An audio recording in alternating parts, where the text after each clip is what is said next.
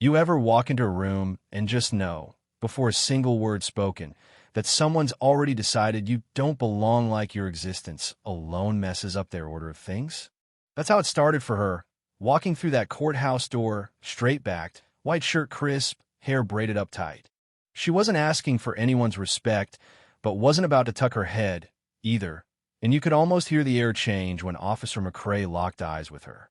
You know, the type badge riding a little too high, years of small cruelties tucked behind the eyes, the kind who thinks the rules are just another tool to keep folks like her in line. He blocked her path right there in the hallway, hand never far from his belt, voice low, like he'd rehearsed the line just for this moment.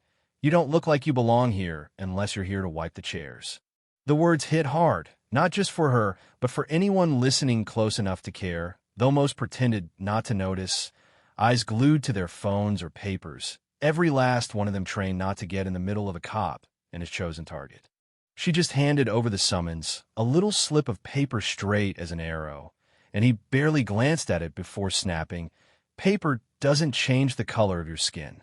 She didn't flinch, just slipped the summons back in her pocket, eyes fixed right on his. That silence? To a man like McCrae, it wasn't patience. It was defiance. He leaned in, pushing the word belong like he was trying to teach a stubborn child, but she stepped sideways, steady, refusing to cede an inch. 10 seconds felt like 10 years in that cramped hall, and when she finally moved past him, it was only because a judge wandered by, and even McCrae knew where his power started and ended. Inside, the courtroom was all heavy curtains and rows of benches, official, imposing, built for order, but she knew better than to think a place like that was neutral. She took the witness seat. Every glance, every turned-away head burned into her memory. McCrae followed, swaggering in, shuffling papers, reading off her stats like she was a file, not a person, black, female, civilian. Unknown employment history, each word chosen to shrink her, to remind everyone what he thought she was. He kept circling, tossing out jabs. Which district are you from? And poor districts rarely have proper records, all of it calculated to chip away at her dignity, make her small. But she'd learned to let that anger settle deep, use it as ballast, not fuel. Every move he made, every smirk, she logged it away. It wasn't the first time she'd seen power used to degrade, but it was the first time she decided, quietly, that this was the last time it had happened to her. There was a twist, though always is. Somewhere between his sneers and shoulder shoves, a note slid across the table. Go back to the jungle. Smudged, hurried, but the meaning clear as day. She didn't react. Didn't need to. The room felt it, even if nobody spoke it out loud. It was that silent agreement, the kind that lets this stuff fester, that she was there to break. When the hearing hit recess, McCrae blocked her way out, arms crossed, stance wide, using his body like a wall. You haven't been dismissed. Sit back down. The room held its breath. She didn't move, didn't retreat, just met his eyes, and for the first time, you saw the edges of his certainty start to blur. I don't need your permission to stand here or to move. Her voice cut through the silence, not loud, but steady enough to draw every ear. That's when it happened. McCrae stepped in, hand heavy on her shoulder, pressure hard enough to leave a mark. But she didn't yield. The years of training, the battles no one in that courtroom would ever understand, all coiled up beneath her skin. She let him think he had control, knowing he'd overplay his hand. And when he finally did, grabbing her wrist, yanking her from the seat, she let muscle memory take over. A flick, a pivot, and in the space of a heartbeat, McCrae was on the floor, badge spinning, the sound of his fall ringing louder than any judge's gavel. You want to talk about a room going quiet? This was the kind of silence you feel in your teeth, the kind that comes after something everyone thought was impossible just happened. Head swiveled. No one reached to help.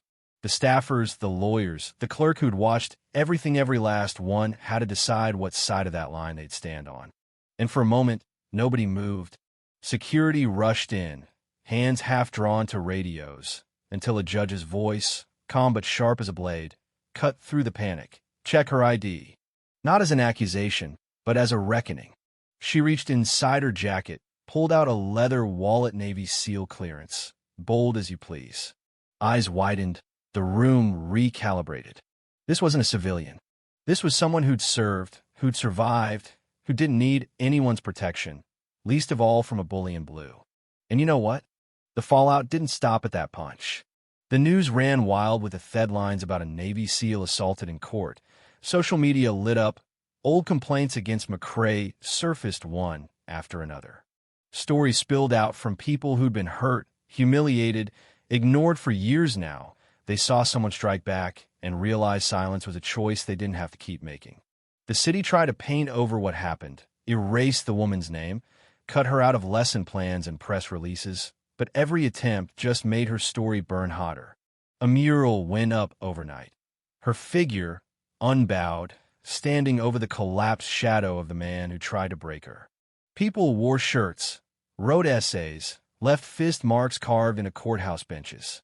Kids in classrooms asked, what would have happened if she hadn't hit back?